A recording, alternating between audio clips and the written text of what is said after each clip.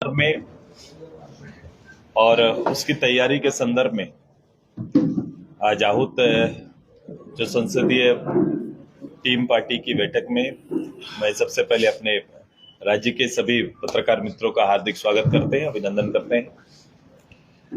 Party अपने राष्ट्रीय जो एजेंडा है उसके साथ एनडीए के साथ मिलकर इस प्रदेश में राष्ट्रीय और राष्ट्र को समर्पित नेतृत्व एनडीए के पक्ष में एक बड़ा जनादेश के लिए राज्यव्यापी तैयारी के लिए संकल्पित है। पार्टी संयुक्त रूप से एनडीए के सहयोगी के रूप में राज्य के अंदर 14 पार्लियामेंट एरिया में एक पार्लियामेंट क्षेत्र जो हमारा है, जो पिछले बार भी हमारा रेशियो 13+1, इस बार भी 13+1 का जो निश्चय हुआ है उसमें एक हमारा गिरिडीह लोकसभा क्षेत्र है।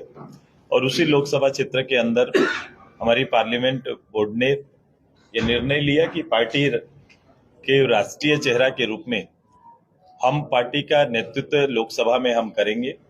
और उसी निर्णय को ध्यान में रखते हुए हमने पार्लियामेंट एरिया में पार्टी का प्रतिनिधित्व करने के लिए हमने चंद्र प्रकाश चौधरी जी को फिर से अपना प्रत्याशी सुनिश्चित किया। पार्टी ने राज्य भर में एनडीए की बड़ी जीत के लिए पूरे लोकसभा क्षेत्र में, सभी लोकसभा क्षेत्रों में गिरिडीह और रांची जो पूर्ण हो चुका है, जब हमारा गांव प्रभारी, महिला प्रभारी, हर गांव के अंदर 2 पिलर मेंबर हमारे जो सुनिश्चित है, उनके साथ सम्मेलन करके एक बड़ा जनादेश एनडीए के पक्ष में आए, इसकी तैयारी को लेकर एक पखवाड़े के अंदर में सभी शेष लोकसभा क्षेत्रों में भी सम्मेलन करने का और उन्हें राष्ट्रीय जो हमारा एजेंडा है, राष्ट्रीय एजेंडा में खुद को शामिल करते हुए एनडीए के पक्ष में लोगों की गोलबंदी, जनमानस की गोलबंदी को एक साथ बेहतर रूप से हम लोग कैसे तालमेल के साथ कर पाए, उसकी तैयारी के लिए उन्हें आगे करेंगे। राज्य स्तर पर बेहतर समन्वय और चुनावी कार्यक्रमों का बेहतर संचालन के लिए भी टीम गठित करने का निर्णय लिया है। इस बीच एक उपचुनाव है हमारा गांडे का। गांडे उपचुनाव के संदर्भ में चूंकि वहां हमारी पार्टी मजबूत है, हमारा चुनाव क्षेत्र पिछले बार भी रहा है जब हम अलग अलग चुनाव लड़े थे। अब उस क्षेत्र में हमारे पार्टी के कार्यकर्ताओं का और लोगों का वर्तमान समय का मूल्यांकन के लिए 5 सदस्यीय दल का गठन किया गया है, जो 1-2 दिन के अंदर उस क्षेत्र में जाएंगे, प्रवास करेंगे और वहां से एक जनमत तैयार करके पार्टी के समक्ष रखेंगे। फिर आगे हम लोग संयुक्त रूप से एनडीए के समक्ष इस एजेंडा को रखते हुए हम लोग निर्णय लेंगे। गांडे के संदर्भ में लोकसभा स्तर पर भी पार्टी ने प्रभारी सुनिश्चित करने का निर्णय लिया है ताकि बेहतर तालमेल हर लोकसभा क्षेत्र में हमारा एनडीए के साथ हो सके। भारत के नवनिर्माण की बारी चल रही है। भारत खुद को एनडीए के नेतृत्व में, आदरणीय मोदी जी के नेतृत्व में भारत 2047 तक एक प्रगतिशील देश की सूची में खड़ा होना है। उसी को ध्यान में रखते हुए हम सभी लोग एक झारखंड के रीजनल जो मुद्दे, देशव्यापी विषय हैं, उनका भी हल करने का उद्देश्य के साथ एनडीए को मजबूत करने के लिए पार्टी काम करेगी। पार्टी के वर्कर काम करेंगे और राज्य के लोगों को से जनादेश मांगा जाएगा। गांडे के लिए आप क्या दावेदारी करेंगी? अभी डिसीजन हो गया है कि आप लड़ेंगे वहां से? उड़ीसा और बंगाल और असम से भी पार्टी के खासकर हमारा यूनिट बंगाल में और उड़ीसा में पहले से विद्यमान है। हम लोग ने पंचायत, विधानसभा, लोकसभा अलग अलग चुनाव भी समय समय पर लड़ते रहे, तो पार्टी की उस इकाई के लोग का भी राय हो रहा है और जो राय आएगा उस पर भी निर्णय होगा। इसके अलावा हमारे इस क्षेत्र की बड़ी आबादी असम में रहती है और एक वहां लोकेलिटी के साथ एक अच्छा जनसमूह उधर तैयार हुआ है और उनका जनमत हमारे इस प्रदेश के विचारों के साथ सहमति खाता है। तो इसी को ध्यान में रखते हुए वहां के भी कई लोगों का राय आया है, उस पर भी पार्टी विचार करेगी। इस बार गिरिडीह की लड़ाई कैसे देख पा रहे हैं आप? गिरिडीह में लड़ाई है? देखो, ये लड़ाई राष्ट्रीय विषय का है। हम जब पार्लियामेंट में जा रहे हैं तो हमारा पूरा एजेंडा राष्ट्रीय एजेंडा है। राष्ट्र में और राष्ट्र का नेतृत्व करने वाला कौन होंगे ये इस पे मत करेंगे पूरा देश के लोग। और हम मोदी जी को नेतृत्व को स्वीकार करते हुए उनके पक्ष में मतदान करने के लिए एक लोकसभा से हमारा प्रत्याशी वहां नेतृत्व करेंगे। और ये प्रत्याशी हमारे रीजनल मुद्दों का नेतृत्व करेंगे। पिछला 5 साल के समय भी रीजनल जो बड़ा मुद्दा उस क्षेत्र के लिए था उसका नेतृत्व किया है और उसको कानूनी जो पेच था उसको दूर करते हुए न केवल कागजी निर्णय रहने दिया बल्कि धरातल में लाने की तैयारी हम लोगों ने किया है। ये बातें आएंगी चुनाव के साथ, एजेंडा भी बड़ा स्पष्ट होगा। लेकिन एजेंडा राष्ट्रीय फलक पर अगर लड़ाई है तो राष्ट्रीय फलक का ही विषय एजेंडा होगा, लेकिन रीजनल नेतृत्व रहेगा उसमें। एनडीए ने तो सभी लोकसभा सीट पर विवाद उतार दिया, लेकिन जो सामने में जो एनडीए जो है वो अभी तक जो इंडिया है उन्होंने अभी तक पूरा फैसला नहीं लिया। अभी तक मात्र 3 कांग्रेस। इंडिया के संदर्भ में मेरे विचार बड़ा स्पष्ट है। इंडिया का कमिटमेंट देश के साथ पूर्णतः है ही नहीं। वो चुनाव लड़ रहे हैं तो चुनाव लड़ने के लिए जो आवश्यकताएं हैं उसका ताना बाना बुन रहे हैं। वो कई शक्तियों को एक साथ लाकर खड़ा करके अलग अलग शक्ति जिसका अलग अलग एजेंडा है। मजेदार बात है कि आपके साथ लड़ने वाले जो भी दल हैं उस दल का एजेंडा कॉमन नहीं बना है।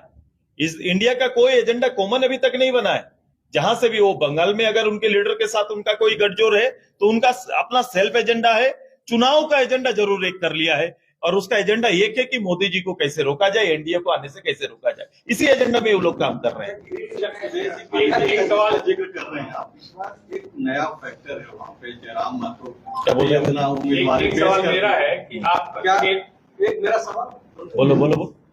एक मेरा सवाल आपके लिए कि आप जो बोले अभी मुद्दों की बात, तो एनडीए में बीजेपी का जो मुद्दा है, जो नेशनल लेवल पे मुद्दा है, उस मुद्दों के साथ आजसू जाएगी या आजसू ने चूंकि विशेष राज्य का दर्जा को लेकर भी आपने एक बड़ा बिल्कुल मैंने कहा कि मेरे रीजनल चेहरा होंगे राष्ट्रीय फलक पर और मेरा एजेंडा राज्य है, राज्य के विषय होंगे। रीजनल दल के नाते मेरा दायित्व बनता है। मैं इसलिए वहां पर नहीं जाऊंगा कि मेरी उपस्थिति हाउस में 5 साल तक नगण्य रहे। मैं ऐसे पार्टी का नेतृत्व करने के लिए मेरे प्रतिनिधि वहां पर नहीं जाएंगे। मेरे प्रतिनिधि रीजनल जो राज्य के लिए आवश्यक है, राष्ट्रीय फलक पर फैसला होना, ऐसे मुद्दे उनके सामने रहेंगे। और मैं व्यक्तिगत रूप से दल का और एक सहयोगी दल के रूप में भी प्रधानमंत्री जी आदरणीय जो हमारे लीडर होंगे या फिर जो नेक्स्ट हमारा जो टीम आएगी उस टीम के सामने इन विषयों को हम लोग रखेंगे। पहले भी रखा है और इसको हम चाहेंगे कि इसका निर्णय झारखंड वासियों के पक्ष में आए और जल्द से जल्द उन विषयों का हॉल और उसका डिटेलिंग भी हम लोग कर रहे हैं कि किन एजेंडाओं को राष्ट्रीय फलक पर रखेंगे। अभी एक बोर्ड हमारा बनेगा, कमिटी बनेगा, हम जाएंगे क्यों और क्यों जाना चाहते हैं वो पूरा एजेंडा भी आपके सामने रहेगा। विशेष राज्य का दर्जा पे आप काहे नहीं जाते? एकदम आज भी इसकी जरूरत है। मैं विशेष राज्य का दर्जा क्यों तो पुअर स्टेट के रूप में डिक्लेयर है हमारा। रघुराजन कमेटी की रिपोर्ट जो मैंने उस समय भी कहा था, आज भी मैं कह रहा हूँ, उस समय तत्कालीन जो रघुराजन कमेटी की रिपोर्ट में हमारा प्रदेश कहाँ खड़ा था। कई चीजें हैं जो राज्य को रियायत चाहिए सेंट्रल से कि हमें अपने पैरों पर खड़ा होने के लिए, एक बेहतर संचालन के लिए कई बॉडी पर, कई इस तरह से जो राष्ट्रीय जिस पर राष्ट्र स्तर पर नियंत्रण जिन विषयों का है उस विषयों पर राज्य के लोगों का कैसे ज्यादा से ज्यादा हिस्सेदारी तय हो सके, ये सारे विषय हैं। कई एजेंडा है, मैंने कहा उसको हम डिक्लेयर भी करेंगे और कहां हम चाहते हैं कि राज्य के पक्ष में उनका निर्णय आए, ये बात को भी आपके साथ स्पष्ट करेंगे और राष्ट्रीय स्तर पर भी रखेंगे। ईडीडी में क्या कुछ बदलाव कर पाए हैं जो रोल मॉडल ये आएगा। मैं अपने जब हम लोग इलेक्शन में जाएंगे या फिर हमने जो पिछले बार कहा है, मैंने पिछले बार जो हमारा सबसे बड़ी जीत, आज तक उस इतिहास में इतनी बड़ी जीत वहां नहीं हुई।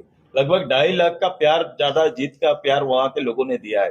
अब वहां के लोगों के साथ मिलके जो मूल एजेंडा क्या है, पूरा गिरिडीह का 2 एरिया देखो, एक ग्रामीण क्षेत्र है हमारा और ग्रामीण क्षेत्र के अलावे एक शहरी क्षेत्र भी है वहां पर है। कई शहर पर माइंस के कारण कुछ शहर का रूप ले लिए हैं और कुछ एरिया है जो पूर्ण रूप से काफी प्रभावित क्षेत्र भी है, जो काफी पिछड़ा क्षेत्र भी है। तो ये हम हर क्षेत्र के लिए अलग अलग विषय है और हर विषय पर हम लोग ने अपना आने वाला समय का क्या एजेंडा होना चाहिए उसको बड़ा डिक्लेयर करेंगे। शहरी क्षेत्रों की अपनी समस्याएं होंगी, माइंस एरिया की अपनी समस्याएं हैं और काफी रूरल डेंस जो फॉरेस्ट एरिया में जो लोग जनजाति हमारा रहता है उनका मामला अलग है। एकदम से वो सारा मुद्दा रहेगा। और आपने देखा होगा एक बड़ा एजेंडा जो आप पूछना चाहते थे तो आप देखे होंगे कि हमारे जो लोकसभा के हमारे जो सदस्य चंद्र प्रकाश चौधरी जी ने पहली बार ये ट्रिब्यूनल कोर्ट को नीचे लाने के लिए वो जो फैसला पहले था, ये निर्णय पहले से था, उस निर्णय कभी भी जमीन पे नहीं आ पाया था। विनोद बाबू के समय में इन विषयों पर चर्चाएं खूब हुई, उनके लीडरशिप में चर्चाएं हुई, लेकिन उसके बाद से कभी भी इसकी चर्चा तक नहीं हो पाई थी। आज भी लोग, विस्थापित लोग अपना कागज पत्र लेके दूसरा पीढ़ी, तीसरा पीढ़ी न्याय की गुहार लगा रहे हैं। अब वो रिटायर्ड जज होंगे, रिटायर्ड जज की कमेटी होगी और स्पेशल कोर्ट के माध्यम से ऐसे सारे मामलों को हल निकालने का निर्णय आया है। एक सवाल ये है कि हेमंत सोरेन को जेल में भेजने का जो मुद्दा है वो इंडिया अलायंस इसको लेकर के जनता तक पहुंचा ही रही है। नामधारी जी ने एक बयान दिया है और कहा है कि इसका असर ये होगा कि एनडीए आधे सीट भी अगर जीत जाए यहाँ पे 14 में से तो वो काफी होगा। राजनीति में अलग अलग लोग अपनी आवश्यकता के अनुसार बयानबाजी करेंगे। ये राजनीति में कॉमन एजेंडा पर या फिर कॉमन कोई बहस का हिस्सा तो बनते नहीं। अपनी सुविधा और सुविधा के हिसाब से लोगों के बयान आएंगे। इसीलिए तो राजनीतिक फलक पर अभी 2 महीना आप कई तरह के बयान देखेंगे, कई तरह के विषय आएंगे, तो उसमें से एक विषय वो भी है। जो 13 सीट हैं उसको लेकर आप लोग का अप्रोच क्या होगा? हमारा अप्रोच बड़ा स्पष्ट है कि 13 जगह पर हमारी पार्टी का जिस रूप से विस्तार है, जिस रूप से फैलाव है, हम चाहेंगे कि मेरा एक भी कैडर, एक भी कार्यकर्ता एनडीए के निर्णय के साथ एकदम खड़ा रहे और उनके पक्ष में माहौल और वोट कराने की तैयारी करे। 2019 में भी फॉर्मूला 30+1 है, 24 में भी आपका 13+6 है। क्या ये फॉर्मूला विधानसभा चुनाव में कुछ आप ज्यादा सीट लेकर करेंगे? क्या अभी ये पोजीशन उचित है? चुनाव 7 में लेकर 4-5 साथ में होता तो मैं अभी दोनों फॉर्मूला लेके बैठ जाता। अभी तो ये नहीं है। अभी जो चुनाव सामने है, कांटे में जो लगातार हाँ, मैं कहा एकदम मैं तीसरा पोजीशन, मैं पहला पोजीशन जो जीते थे, दूसरा पोजीशन भारतीय जनता पार्टी का, तीसरा हमारा था। हम लोग अलग अलग चुनाव लड़े थे। आज उनके कैंडिडेट जो सेकंड कैंडिडेट थे वो अब दूसरे पार्टी में चले गए। अब स्वतः हमारा वहाँ कैंडिडेट जो भी है वो काफी मेहनत कर रहे हैं, लोगों के साथ जुड़े हुए हैं, तो हम हैं वहां पर। उसके मूल्यांकन के लिए तो मैं पार्टी के 5 सदस्यीय दल का गठन कर रहा हूँ। ये लोग जाएंगे, वर्तमान में पार्टी की स्थिति और क्षेत्र के लोगों की भावना दोनों को कलेक्ट करके आएंगे, फिर हम लोग एनडीए में बैठेंगे। बंगाल के बारे में भी चर्चा की आपने, बंगाल में भी दावेदारी कर सकती क्या लोकसभा चुनाव को? बंगाल में हमारे पार्टी का पक्ष जानने के लिए हम लोग आएंगे। हमारे पार्टी यूनिट जो पुरुलिया, मेदिनीपुर, बांकुड़ा का है, वो लोग आपस में बैठेंगे और बैठ के विचार देंगे। उड़ीसा के लोग आए हुए हैं, उड़ीसा के मेरे राज्य जो प्रतिनिधि टीम आई हुई है और कई महत्वपूर्ण लोग भी आए हुए हैं। हाँ, इसीलिए वो ध्यान में है। मैं कहा ना, उसके लिए टीम निर्णय करेगी। एक टीम रख रहे हैं, वो निर्णय करेंगे। बोलो और कुछ। रविंदर पांडे अलग अलग चल रहे हैं, उनका क्या सहयोग मिलेगा? भाई मैं तो हर लोगों का सहयोग चाहूंगा। मैं तो जब एक अदना सा एक आम लोगों का मैं सहयोग चाहता हूँ।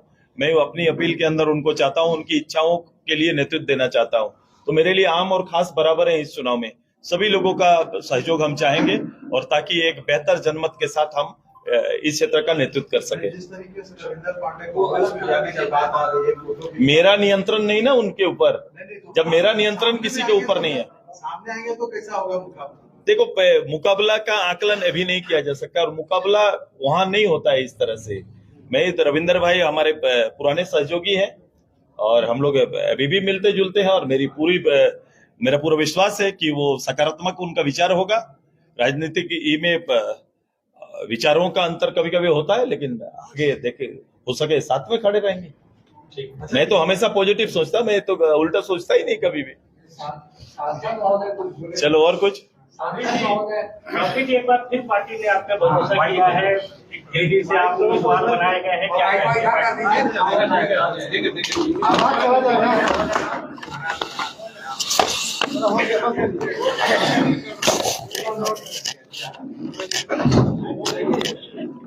सर ये आपको मौका वहाँ पर मिला, क्या कुछ बदलाव कर पाए गिरिडीह में?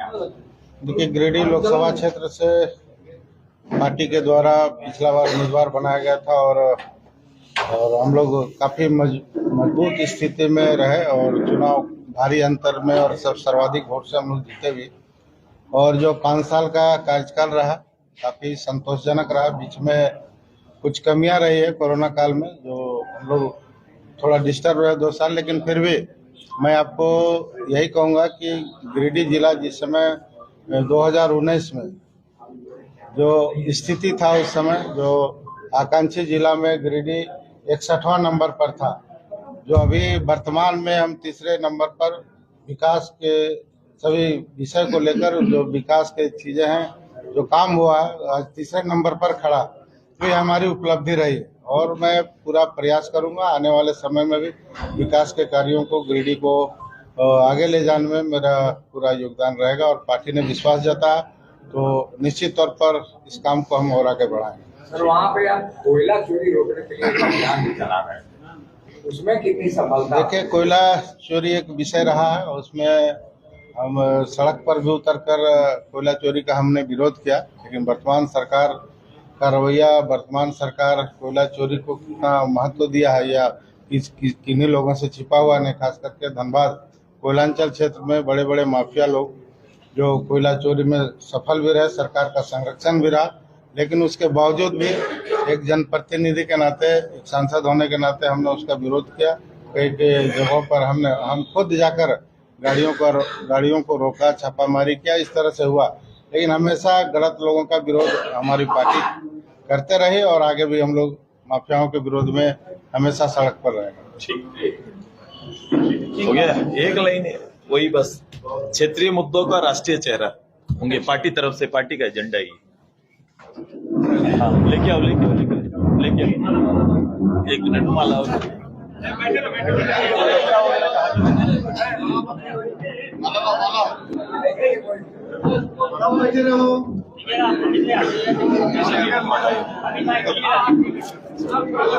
माला नहीं, चलो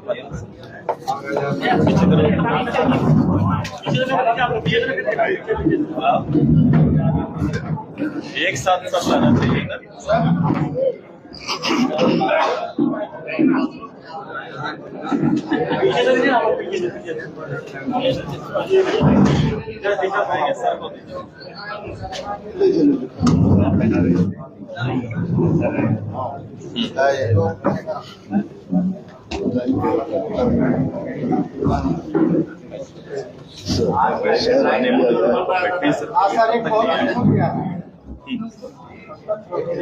हाँ, हम वहाँ से जब चले बहुत बढ़िया। हेलो,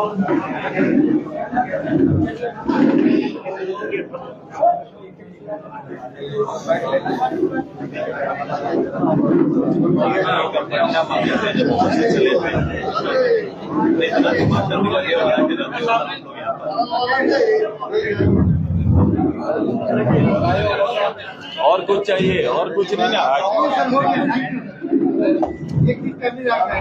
क्या 1 to 1? आज नहीं, 1 to 1 नहीं हो गया ना। काफी है ये रुक, ये लग, वो पिक्चर अच्छी थी। हो गया है? नहीं, और इसको वापस ले जाने का। ले लीजिए, हो गया ना? ये के समय लगता है। चलो एक फोटो बना लेंगे सब।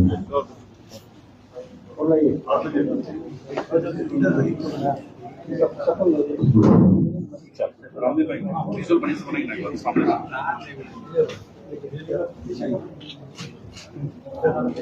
इधर चौधरी जी का इधर थैंक यू सर।